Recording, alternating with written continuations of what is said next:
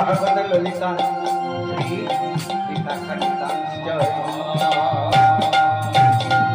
वंदे श्री कृष्ण चैतन्य नित्यानंद सहगण गौर गाये पुष्पवंत चित्त शांत तमोद गुरुचिर गौरव सर्वचित्त चौर प्रमिति मधुर विहांगिया पूर्ण लावंग गेहा कलित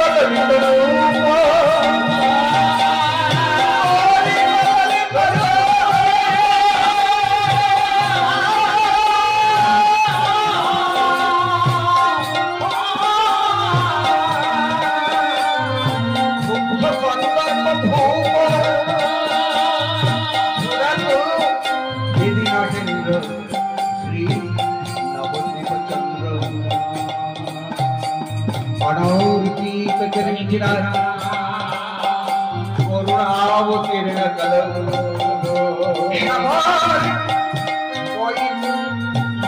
उन्नतर जलरसा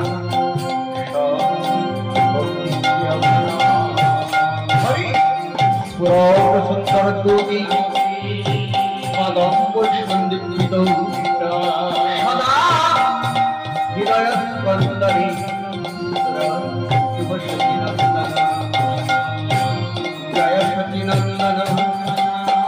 जय हे करुणामय जय अवधूतनिताई जय हे शांति पूर्णायक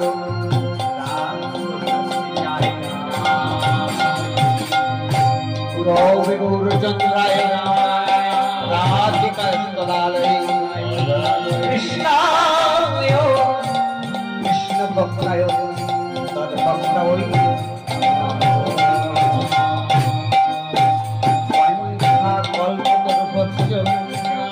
कृपा सिंधु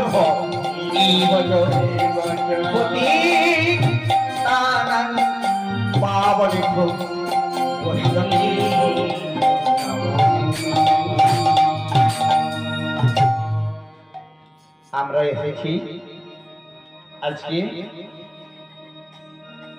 কীর্তন মহোৎসব উপলক্ষে অধিবাস অর্থাৎ কীর্তন মহোৎসব হবে তার পূর্বে আমাদের গৌর সুন্দরীর কিছু বাণী আমাদের শ্রবণ করে নিতে হবে।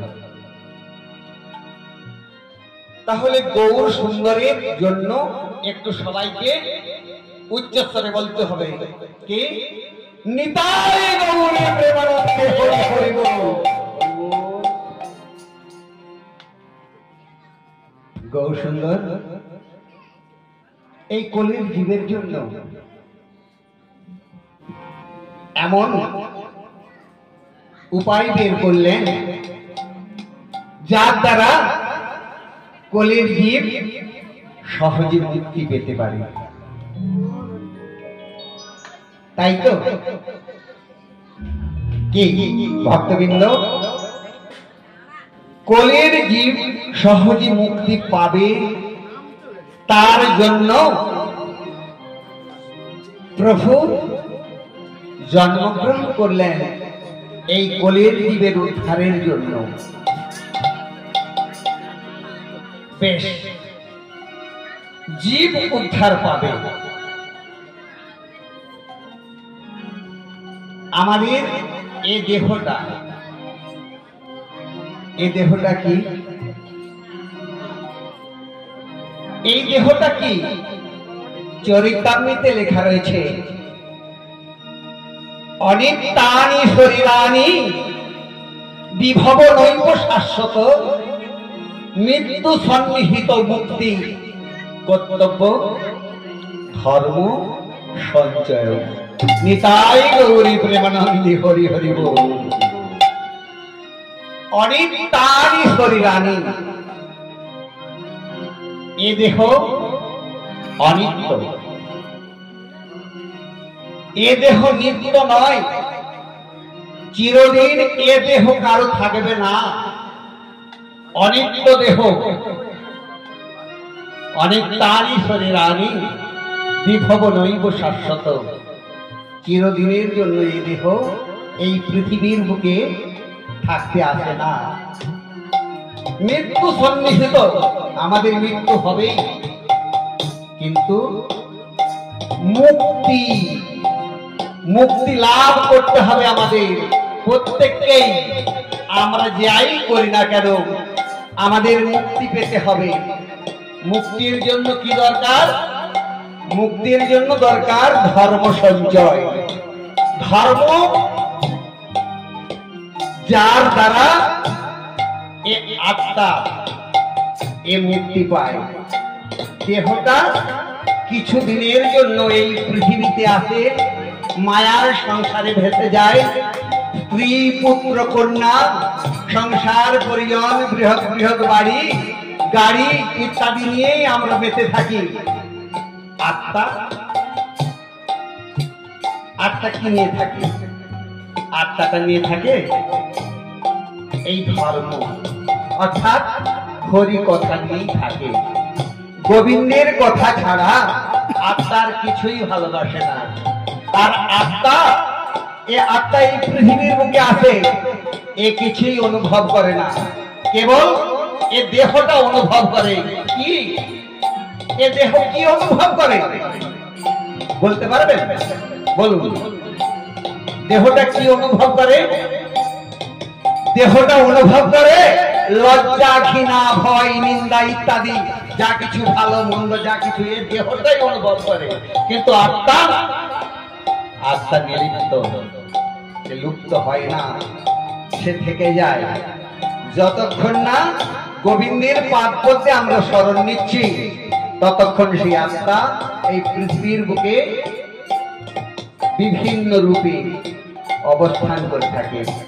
আর সেই আত্মাকে মুক্তি দিতে হয় আমাদের। কিসের জন্য?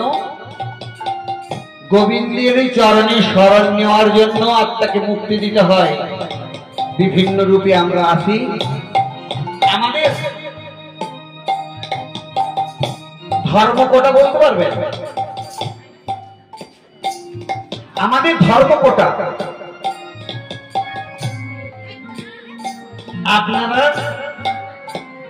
সবাই জানেন। আমরা কটা ধর্ম নিয়ে চলি? আমরা জাতিতে 4টি, কিন্তু ধর্মে 2টি। একটি কি? সংসার ধর্ম, তাই তো? আমাদের প্রত্যেককেই সংসার ধর্ম করতে হয়, তাই কিনা বলুন? সংসার ধর্ম ওটা কার জন্য? এই দেহটার জন্য। একটু সূক্ষ্ম চিন্তা করুন। সংসার ধর্ম দেহটার জন্য। আর একটা ধর্ম যেটা হলো আত্মার জন্য, সেটা হলো কি না বৈষ্ণব ধর্ম। নিতাই গৌরে প্রেমানন্দে হরি হরি বল। বৈষ্ণব ধর্ম ছাড়া আত্মা মুক্তি পাবে না। কৃষ্ণ কথা ছাড়া আত্মা মুক্তি পাবে না। আত্মাকে মুক্তি দিতে হলে আমাদের উচ্চস্বরে কৃষ্ণ নাম করতে হবে, প্রভুকে ডাকতে হবে, বলতে হবে নিতাই গৌরে প্রেমানন্দে হরি হরি বল। তাই তো প্রভু আমার অবতীর্ণ হলেন শ্রীধাম নবদ্বীপে কলির জীবদের মুক্তি দেওয়ার জন্য। কলির জীব বড় চঞ্চল জীব, এরা মুক্তি পাবে কেমন করে? এদের মায়াটা বেশি। এই সংসার এই পৃথিবীর মায়া ত্যাগ করতে এরা পারে না। কেননা প্রতি যুগের জীবদের মুক্তি পেতে হয়েছিল। সত্য যুগে ধ্যান, তাই ছিল যজ্ঞ, তারপরে পরিচর্যা অর্থাৎ সেবা। এই ত্রিবিধ সাধনা কলির জীব পারবে না। কলির জীব চঞ্চল জীব, এরা পারবে না। তাহলে এরা মুক্তি পাবে কেমন করে? এদের মুক্তির জন্য প্রভু আমার এমন দয়াল, তিনি গোলক হতে এই ভুলোকে নিয়ে এলেন মহামন্ত্র নাম, যে মহামন্ত্র নামের দ্বারা এই কলির জীব সহজেই মুক্তি পেতে পারে। আর সেই মহামন্ত্র নাম আমার গুরুদেব এসে প্রতি ঘরে ঘরে বীজ মন্ত্র রোপণ করে দিয়ে তিনি সমস্ত জীবদের উদ্ধারের ব্যবস্থা করে দেন। তাই তো গুরু ছাড়া এর জীবনের কোনো মূল্য নেই। যারা এখনো দীক্ষা নেন না, তারা যদি দীক্ষা নিয়ে নেন খুব ভালো হয়। কেন? আমাদের জীবনের বেশিরভাগ সময়টা আমরা অবহেলায় কাটিয়ে দিই। কেন?